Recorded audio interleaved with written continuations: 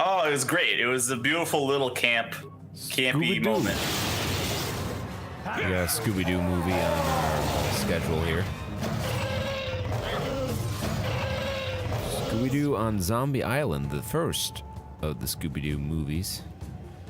Oh, yeah. Where the tagline was, "The monsters are real this time." Yep. And then Mystery Inc. came out a while years later. And that had a serious plot. Like there was time travel and Cthulhu. Mystery Inc.'s the one that's out now, right? Yes, I think they finished. Okay. I remember What's New Scooby-Doo, like 2003. That was more Scooby-Doo goodness. Mm-hmm. I think in that one, in Mystery Inc., it wasn't like dark and gritty necessarily, but the whatchamacallit, the mystery, the gang was like, they were very experienced. You know, it's like, oh yeah, we've done this a fucking million times before. Right. You know, they didn't take any shit. I think it was also the one where Shaggy beats up a bunch of bikers because they steal a sandwich. Jesus. Jesus, take the wheel. When Jesus trying to take the wheel, but you want to keep on sinning. And it's the stock footage of a guy like on the wheel just. Oh. Once again, I'll sound death knell for the classic immigrant black Twitter dump. Yeah. Before I discuss this, but goddamn, every time I go back every couple months and I look back at the top posts, and it seems like there's new ones every time, even though they've all been posted like years ago. I'm still finding new Twitter posts. Well, that's how and Reddit it's still cracking works. me up. You know, people will make note of a post that got a lot of karma and then wait an appropriate amount of time to repost it and try to pass it off as their own. Then you have the Reddit cops who have the same archive and cross-reference.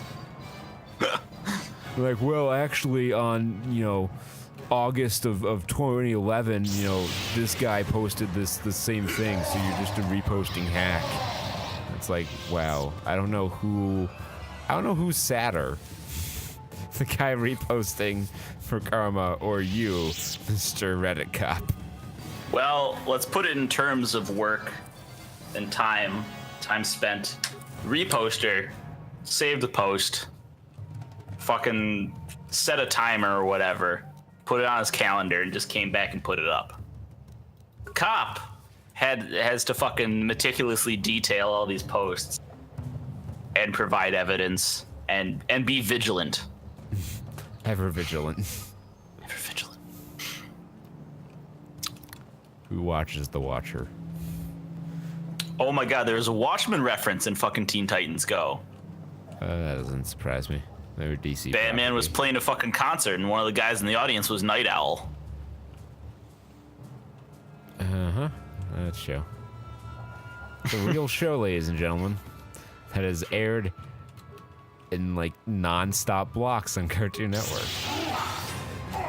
It's Teen Titans Go is like Euro the Miststalker. It's utterly devastating, but if you took away any one aspect of its ridiculously insanity, it would be much more bearable.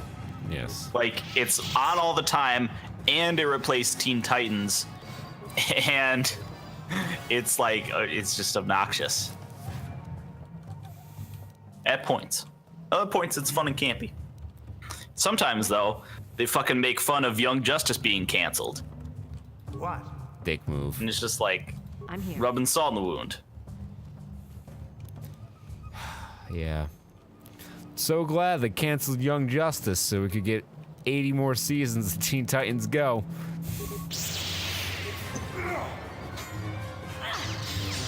Like, it's amazing how many meta episodes Teen Titans has done. Because they've done one where they're criticizing themselves for not from being serious enough, and they all turn super serious. There's the one where it's like a clip show, essentially. They go through all their old shit and they try and throw it out. And then there's the one with I guess some fan of the show wrote in, or it was like a Make-A-Wish thing. So their whole joke for the whole episode was they have their one fan, and he's the one who like gives them all super duper powers. Right. I think it was Wally G. Wally G. What a waste of a Make-A-Wish there.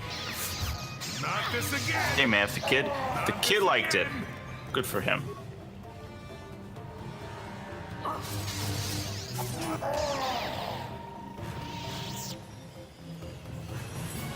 Can't help but feel he could have set the bar a little higher. Like I want to be animated into the episode or some shit like that. Oh, he is. Oh. The kid shows up in the fucking episode, but he doesn't say anything. They just probably got like a reference photo. They're like, all right, let's draw him in this style. The black record, racist maniac. Maniac. In the other world of cartoons, have you ever seen Mighty Magiswords? I don't think I've seen it, but I know of Right. I don't remember. It was one of the YouTube online animators, like Chris O'Neill or Oni or something, that made it. And I watched a couple episodes, and holy shit, that show is on crack. Like, the average time between any dialogue, which in a usual show might be like a second of breathing time, you know, that's been cut like in thirds. And shit just happens like beat, beat, beat, beat, beat, beat, beat. And like, I can't even keep up with what they're saying. They're mashing all their lines into like a half second. Yeah. I'm like, cartoons have passed me by, I feel. yes. I appreciate Steven Universe, and I'll always praise it, especially because after watching that clip of fucking Star Trek Discovery, I'm sad that they got the whole fucking. So there's a gay relationship on Star Trek Discovery. Of course. And from what I can tell, that's all it is. It's just like, because at least from the clip I saw, the guy was like, "I love you" to the other guy. The guy's like, "I love you," and they're like in this tense situation. One of them's gonna die or whatever. Now, to be fair, I have not watched Star Trek Discovery. No. I might if I was interested in backing up my claim at all. But it seems like one of those situations where they just threw it in so they could say that it was there. Meanwhile, Steven Universe having all these fucking... I mean, it's not... Steven Universe is definitely not about gay relationships, like, at all. I hope not. That's a weird thing to have your children's show. Like, a children's show based on any sort of romantic relationship would be a strange choice. Yes. But gay and lesbian relationships are featured prominently as unspoken characterization, given the fact that all the gems are ladies and they're all aliens. And so any relationship that they have together is, of course, you know, lesbian. And now, that was banned in Russia, actually. So many of the SU episodes. The latest episode of Brooklyn Nine-Nine? I haven't. I'm still catching up. Oh, well, they... to your point of, like, the gay relationship that's there just to be a gay relationship, they, like, just snuck in, like, oh, yeah, by the way, Rose is bi. They spent, like, 2 seconds on that and moved on. Like, well, that's the other great thing. What even is the point of that? It's like someone just wanted a bi character and they, like, didn't... They're like, Rose is mysterious. She can pull it off. Let's just leave it at that. Yeah. I mean, because they already covered, like, the gay angle with fucking Captain Holt. Yeah. And like they did that tastefully and great, and it was like perfect. Because they had more dimensions than just... It's not his whole character is that he's gay. He just happens to be gay. And if you're just watching a random episode, like unless they explicitly mention his husband, you'd have no idea. Which is how it should be done. Like, I shouldn't know a character's sexuality, period, unless there's a romantic story involving them. Right. And even then, it's... needs to be fleshed out like any other story. Like, I'm thinking of the Star Trek, not Star Trek Discovery, but the new... Which one's the third? The third new one? Into Darkness? No, that's the second one. No, Beyond? Sure. Beyond. Star Trek Beyond. Yeah. And Sulu is gay in that, even though, like, they just did that because it's fucking... Takei was gay. Yeah. And then, well, to be fair, the only portion of that was like a one scene where he's got a daughter and a husband. But like it's big. I don't know. They make a point of showing, be like, he has a husband and stuff. Yeah, I like. I mean, it couldn't have been that ham-fisted because I don't even remember it. To be perfectly honest with you.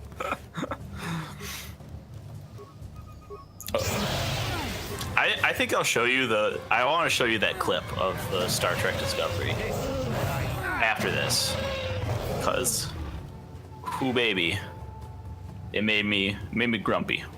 We'll say. That whole show made me grumpy. Hey, look, it's Michael Burnham. She's strong. Look how great she is. I That's saw all there on is to the show. Yeah, I saw in the fucking whatchamacallit, one of the comments. It was great. It was a pure moment of Star Trek fandom.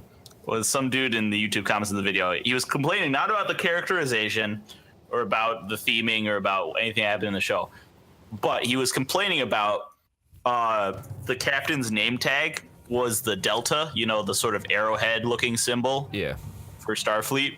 And he's like, that breaks the canon because that didn't exist during the Enterprise era or the original series era. There wasn't the Delta. It was just a symbol of the Enterprise. Well, I mean, to be fair, there's a lot of shit that breaks the canon.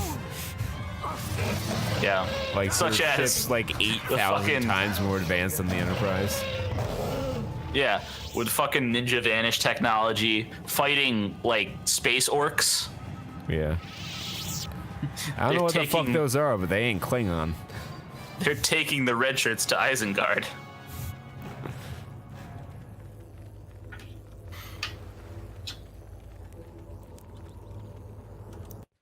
They're being taken the Rorikstead. That's the only city from Skyrim I can remember. I don't even think it's one of the major ones. Trying out what it is. Oh, there's Winterhold. Whiterun. There's one that starts with an M, but I can't remember. I don't remember the name of the one with the feeds guild in it.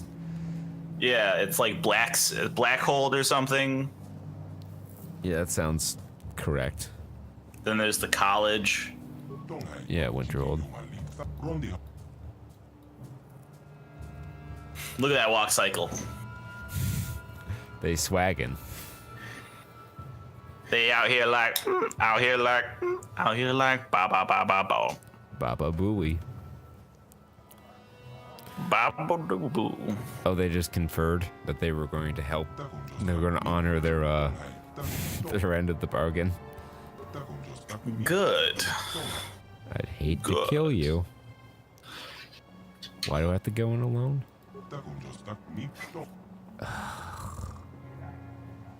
Fine. How'd they get in there? It's like Lara Croft. She just walks on the tomb, torches, machine guns everywhere. Yeah.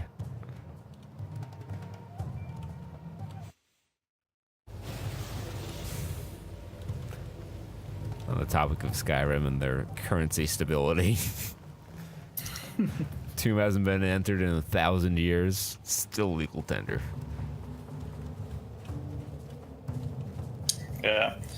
To be fair, well, I don't know. I don't know about the longevity of gold coins of metal money in those days. Yeah, I don't know anything about Tamriel's currency history.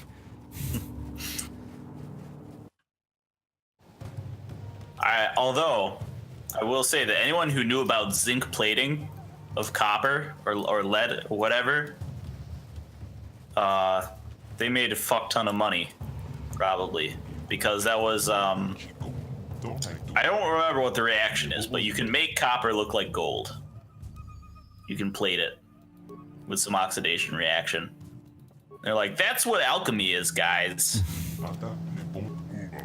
Well, the theory behind alchemy is not impossible if you add, the protons in correctly. And Right. It was proto-science. It was great. They figured out conservation of energy. Or was that maybe just Full Metal Alchemist? equivalent exchange. Full Metal Alchemist, that wasn't bad.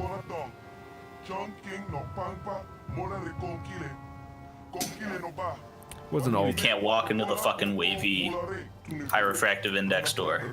No. Wait, someone is coming. Wait, you can't go in there alone. Jolie Bendo. Shut up, Jolie. I had a premonition. Premonition. You might be walking into. Are you a licensed official? Jeff Hart, So you one of the Hardys, whichever Hardy's broken is broken again. Yeah, Matt. He's woken now. Woken? Yes, that's what they're going with. I don't know what he said. Why they had to wait for the lawsuit with Anthem to end Time for this. to use Woken, I don't know. But thank God they're doing something with him because he was dying in death without Jeff. God. Oh, where's Jeff? He's hurt. Oh, he was. I did not realize. Yeah, he's been out for like 5 months now. I don't know if it's been that long, but it feels like it. Yikes.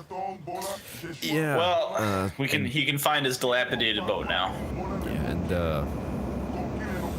whichever one of the revival is hurt this week should be close to coming back. Hopefully they can stay healthy. Yikes.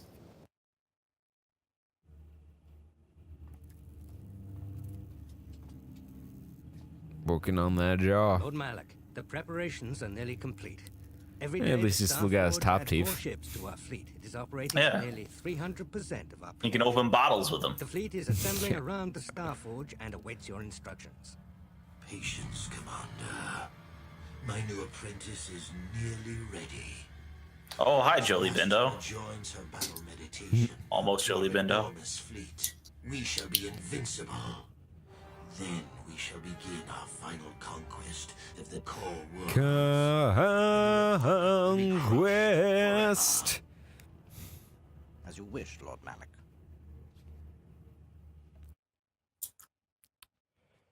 All right. I'll take pleasure in gutting you.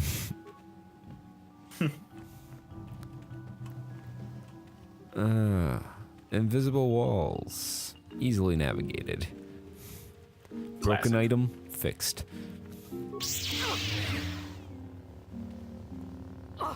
Whack it.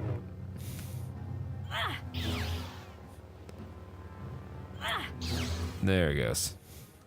Sith Acolyte. You silly goose. Don't you know? Haven't you heard? About the bird. Everyone's heard. What an amazing fucking. Not the episode itself wasn't amazing, but the effect that had Yeah. on the joke sphere. I don't even know why. Like, Not even in a like, it's not that funny way, but just in a. Like, I'm so why glad was we that a took thing? computer. I'm so like this build is nice because we took because computer use was a class skill, so now our computer use is high enough to where we don't have to use spikes for many things. That's pretty nice. These cost too many spikes. Because we want to have at least 99 computer spikes so we can get the Darth Revan robes. Easy for me to say on the Starforge.